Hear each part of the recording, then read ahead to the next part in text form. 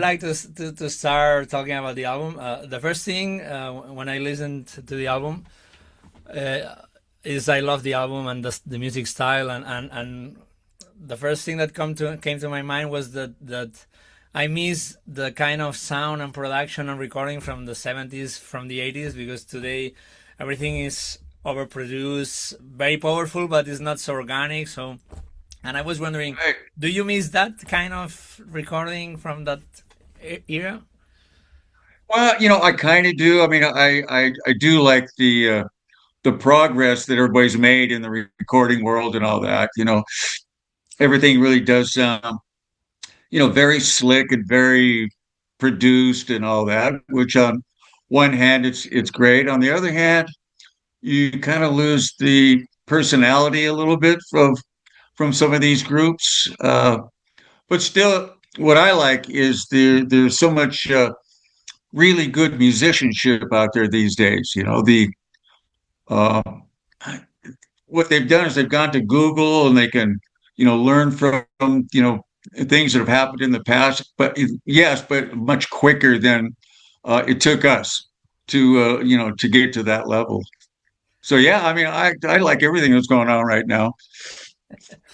And obviously Just being honest with you, right? and one of the obvious questions about this album from the Western Union is it's been taking like Western Front. well, I Western Front, yeah. The Eureka is the name of the album. Yeah, Western Front. Yeah, I don't know what I wrote it wrong in my notes. My God, Western Front. Yeah. Right? Uh, Hey, it's been so long for me. I forget it also. There's been 40 years. So there you go. Anyway, hit me, Jordy. Sorry. yeah. No, I was wondering why you couldn't release the album back then, and what happened to you guys release it now. Yeah, there was um, sometimes, like I say, 40 years. It's hard to remember the exact circumstances. But when I had arrived in Los Angeles, coming into LA, I flew in from Japan and Australia because Lizzy were on a tour, a worldwide tour. All the other guys flew to London. I came to Los Angeles because I wanted to work on my then brother-in-law, Bob Stievenberg of Supertramp, his first solo album, right? And we did, and it all went great. But we had a little break in the action there, and I had known Marty uh, for quite a long time, the other guitar player, and I asked him, I said, I've got this riff. How about you and I? We might not get this chance ever again. Let's see if we can make a song into this riff, right? Which we did, and it didn't take hardly any time at all, right? And I said, well, listen, I've got another one. Why don't we do the same, right? And we did, and once again, it did not take very long at all to put the bones of the song together. And I jokingly, and I do mean jokingly, I went, well, now we're going to need somebody to sing this stuff. And Marty immediately went, I know the guy. What? I know the guy that would be perfect for this. Now, I'm not looking at this whole thing to be a band or anything, but I did want to hear what at least these two songs sounded like with vocals on them. And that's when Moon Calhoun came in to do the vocals, and he was amazing, right? I wanted to meet this guy who actually called himself Moon, right? And right, but he was an amazing guy. He's a friend, to this day. But when I heard him open up his mouth and sing, I thought, oh my God, he's so ridiculously talented, man. I love this guy, right? So, and then from there, like, well, we need to get the bass player in, because at that point it was either just me or Marty doing the bass, and then drums and all that. So to be honest, Jory, it never started out to let's start a band. This whole thing just kind of accumulated, and all these great guys came on board.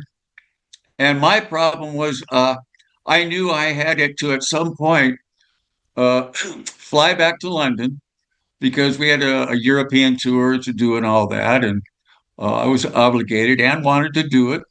So the thought of at that time, pushing this project to get record deals and to go out on tour and all that, it was just at that point, unfortunately, it just wasn't on the cards, right? Mhm. And that's why I was so, I got to say, I was really pleasantly surprised when Marty got a hold of me all these years later. And he said, says, the Western Front, I have just mixed a couple of these tracks and I want to send them over to you just to see what you think, right? And I thought, oh my God, really? And some of these things I couldn't remember what the tracks were until I pressed the play button and went, oh my God, that's right. There's, Set Me Free and this new single we got coming in. It's called Rain, right? I guess the album's going to be out on July 10th, right? But all these memories came flooding back to me, and I sat back and listened to this, and it really did sound good. For the time that we had done this in 1983, it felt like it could really stand the test of time. So I was really proud of us that in the short period of time that we did it, that we were able to pull this off. So that's really how it came about.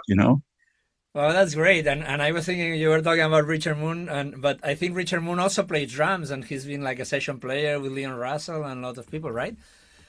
He did, and I think he probably played drums on a couple of tracks. But there was another guy we had come in. His name is Daryl Verduzco. He also is a guy that plays with all these mega bands. So, they're really chart bounded kind of bands that he plays in, right? So he was great. So we let Moon concentrate on the vocals, and Daryl came in and just did all the drums. And I wanted to know because I love the album. I mean, it's like the style I like. And I was thinking, it's such a great album. Are you guys planning to bring it live to do some kind of tour or something? Because it would be awesome. That's you're the first one to ask me that, right? Um, so I don't know if anybody's really available anymore to do that.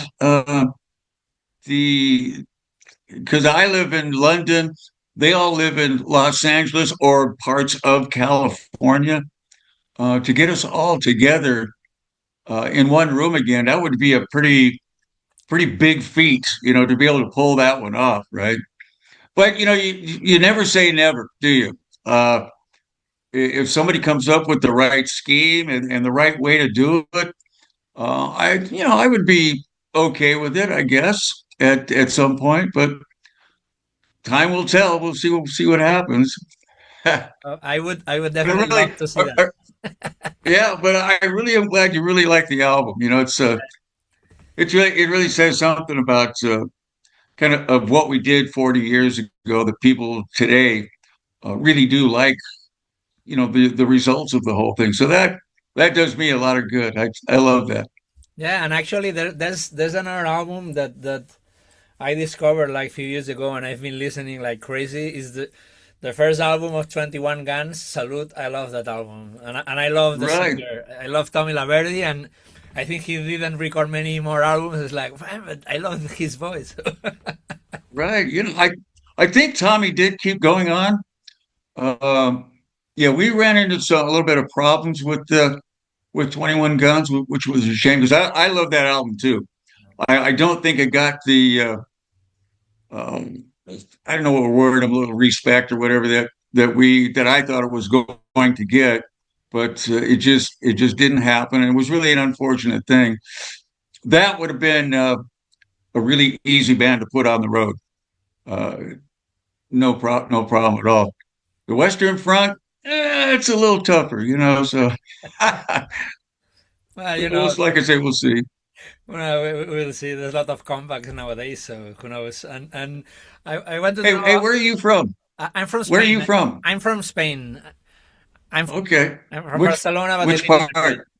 I'm from Barcelona, but I live in Right. Madrid, like the capital. So. Oh, okay. Yeah, because your accent was like, so where's Jordy from? I can't place this accent here. Oh, but that's good. but I was studying music at Berkeley in Boston, so I was like almost 4 years living in the U.S. So probably, No and I speak kidding. Catalan, Spanish, so I probably have a very mixed up accent. Yeah. Well, So I think Marty was a professor at Berkeley. yeah, yeah. Um, I read a little bit that he had. I think he. I found out while I was preparing the interview that he had an ensemble of the Joe Cocker famous album, Mad Dog's an Englishman. I think is the name. I think he had some kind of yeah, ensemble like that. So I was like, wow, that's cool. yeah. I don't even know how do you apply for a job like that? Well, How do you apply to be a professor of Berkeley music? I think You have to be asked.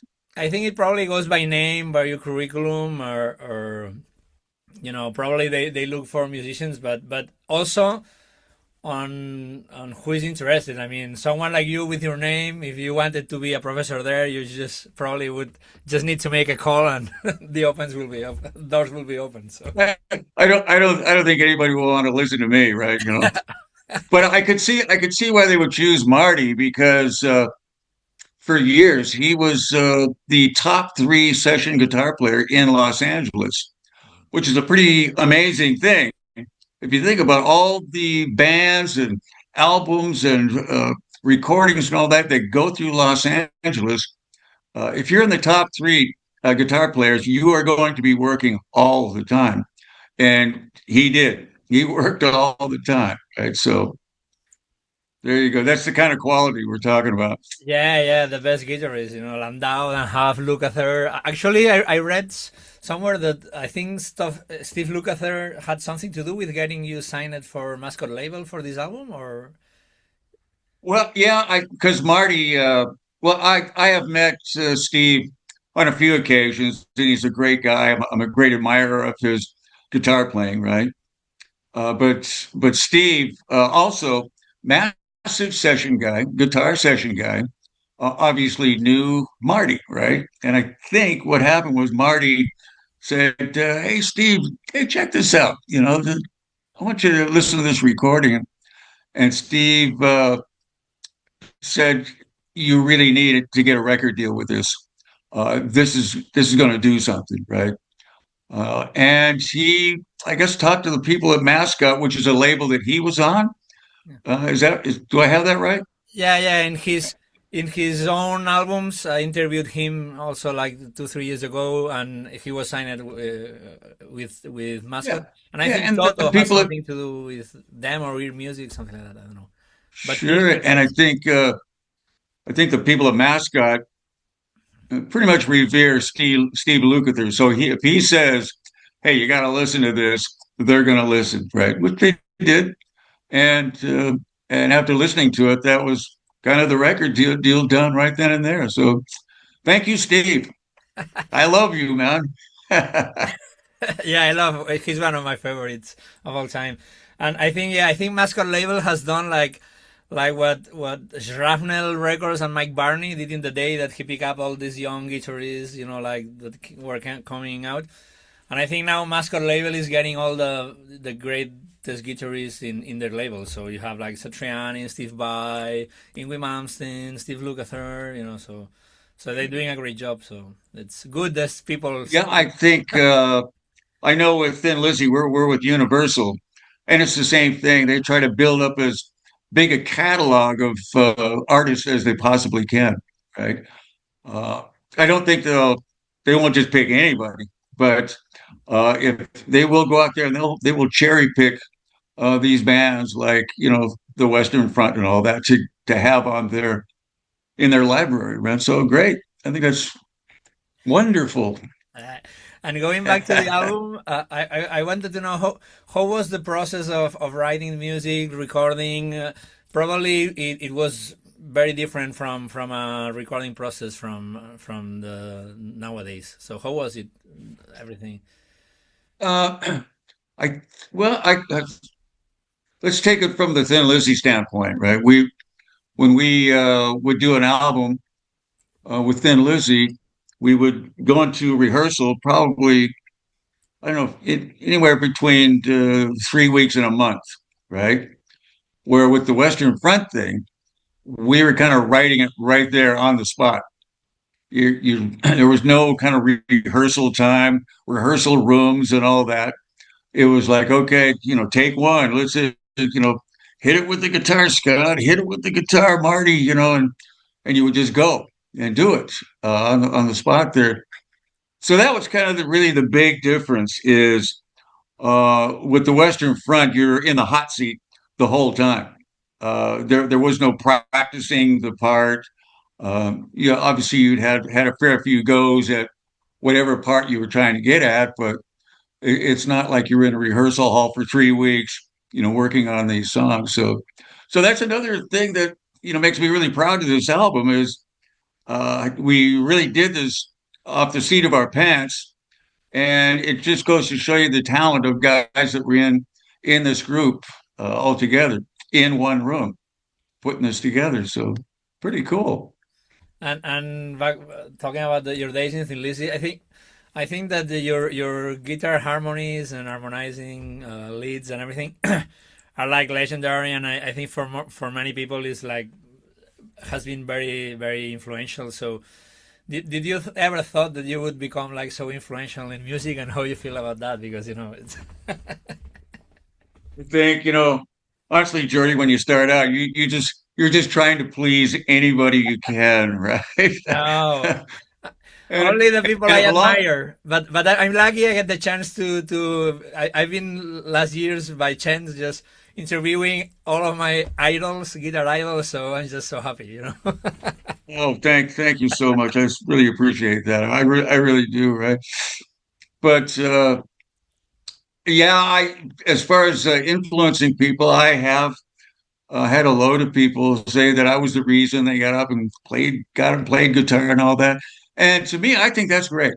If I for any reason whatsoever inspired anybody to pick up an instrument, it almost feels like job done. To be able to inspire somebody to pick up, it doesn't even have to be guitar. If you can inspire people just to get into the music world, right, which is a pretty amazing world to be involved with. Are you a musician yourself? Yeah, yeah, I'm a professional I musician. see I see a guitar there. Yeah, yeah, yeah. Yeah, that's why later I want to ask you something about music, apart from the instrument. Okay. Yeah, I will let you know later. so, Okay, good. Good, good, good. so, And are so, these posters behind you? Does that have anything to do with you? no, this is Eddie Van Halen, who for me is God, and this is like, I love also cinema and like zombies movies are, I love zombies movies, George R. Romero, Dawn of the Dead. Who doesn't? This is Alien, so, I mean, Yeah. I have here one that I'm still. You see, I went to Okay. see the other day. They put Blade Runner in Madrid with a 12-piece band playing the music, the Vangelis music live with the music. It was like Wow. awesome. So Yeah, oh, I bet. I bet. I'm a big sci-fi guy, right? oh, cool. I do a lot of art these days, and my whole thing is more or less from the sci-fi angle, right? I got brought up on it. I really do believe, and probably people are going to think I'm a nutcase or something, but if there are not other planets out there that are not filled with people like us, I'm going to be sorely depressed. That if we're the only people out here, we're in trouble. You Yeah, know what I mean? I love UFO documentaries and books, so I love that stuff. But actually, this you talking about the art, it was something I was reading. I had written to ask you later because for anyone who's gonna watch this interview and don't know, they can find your art in scottgorhamwall.com.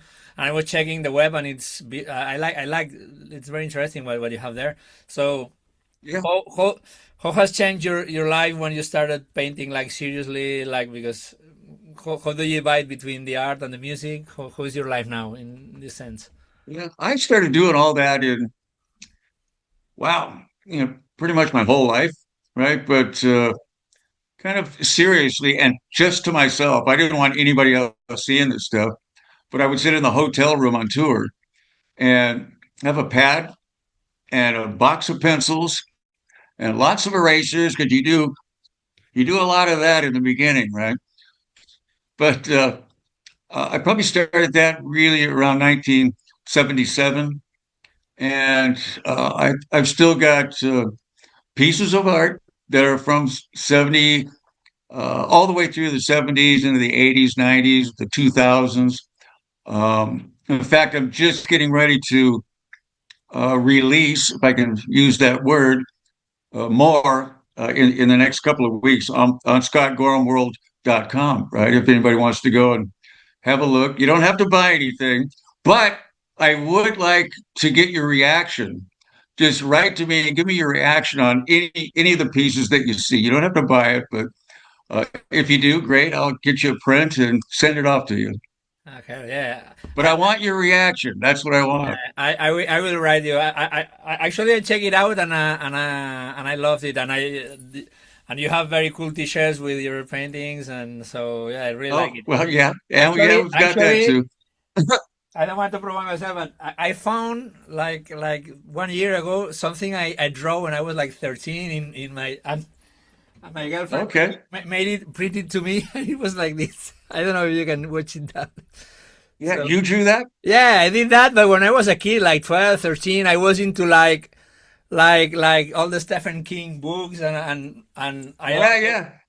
I also loved Dali's work, like paintings, and I was like, Yeah, and I yeah. used to love Well, you, painting, but I never painted again. So oh, why not? I Why don't know. not?